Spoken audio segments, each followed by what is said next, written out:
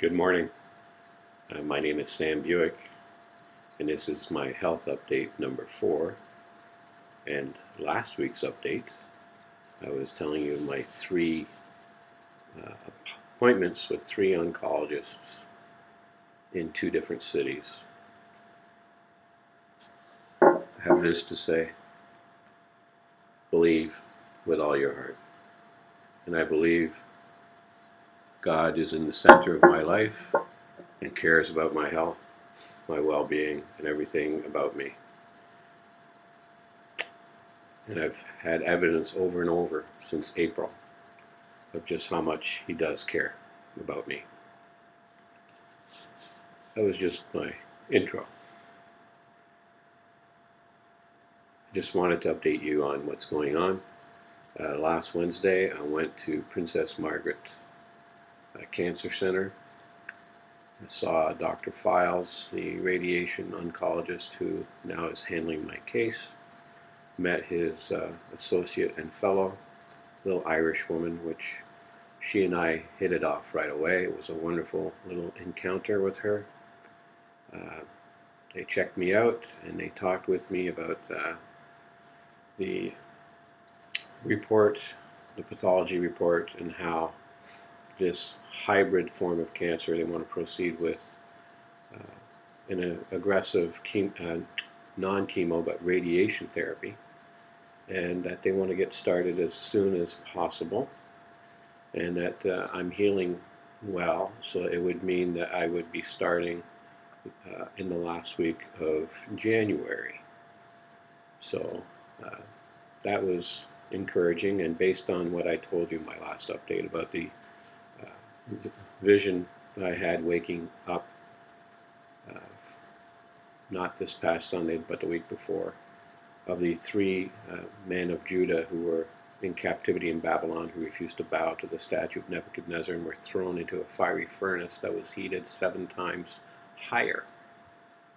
And they said, even if you throw us in, God is able to preserve us.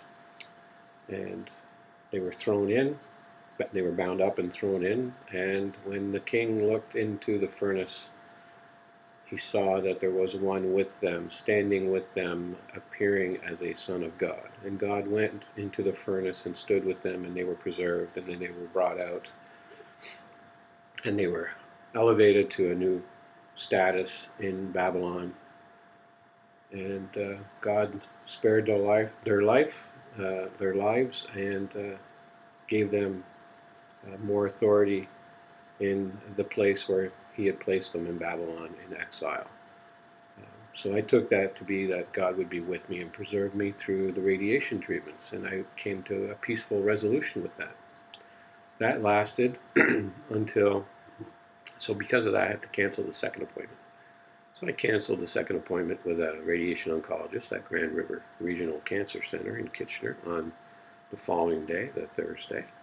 The Friday, last Friday, we went, and today happens to be Tuesday, so last Friday, we went to the Regional Cancer Center in Kitchener at Grand River Hospital, met this medical oncologist, a woman who had trained and knew these oncologists from Princess Margaret, and she had a different opinion.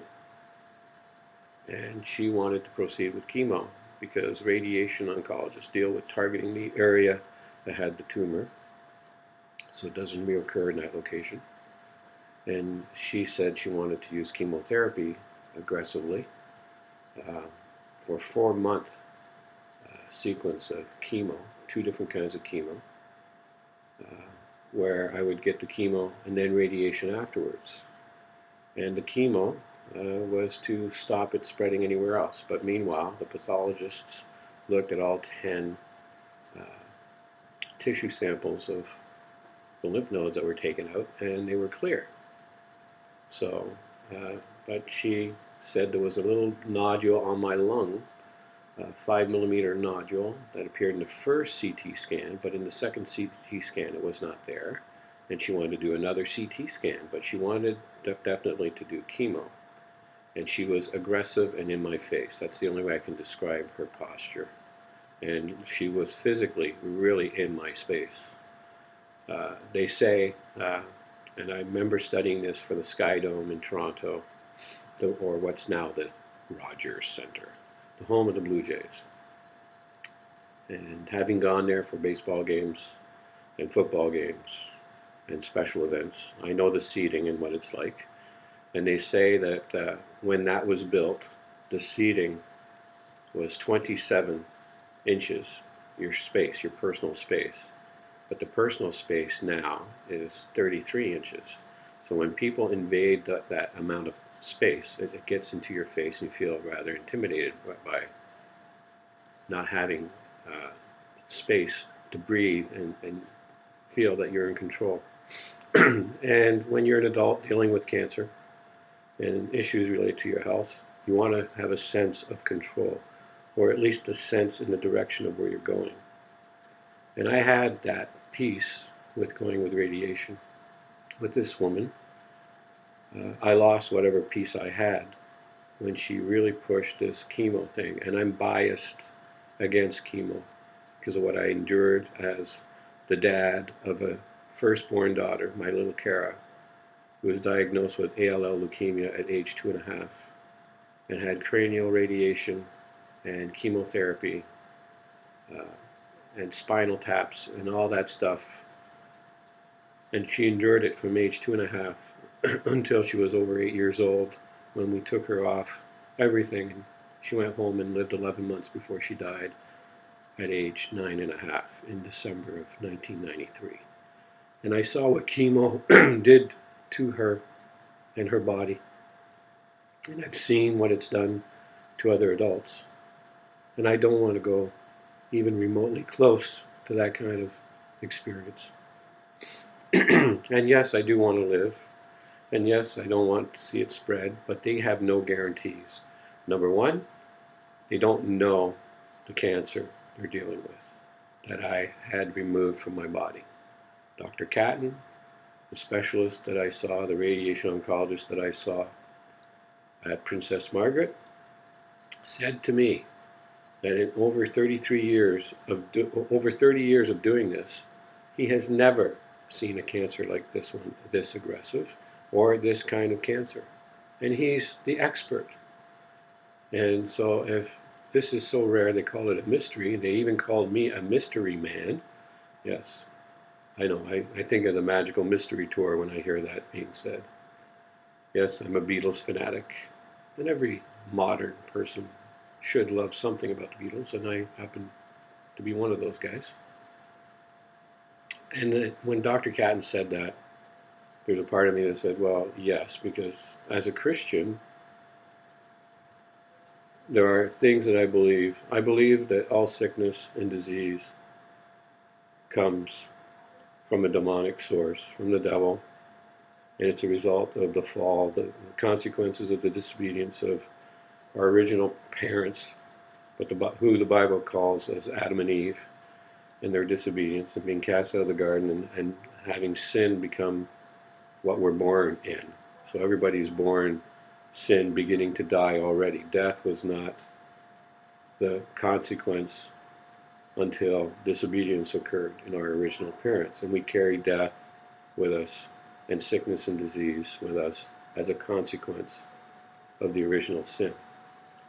So it's not that we're not lovable. We are lovable. Jesus came and gave himself freely for all of humanity. So God sees us and loves us and gives us a way to encounter him and receive what we need to have. And he promises to heal and restore. And through the death of Christ, Isaiah 53 in the Old Testament and in the Gospel, which quotes Isaiah 53, it says, by his stripes we were healed, a past event, a past reality.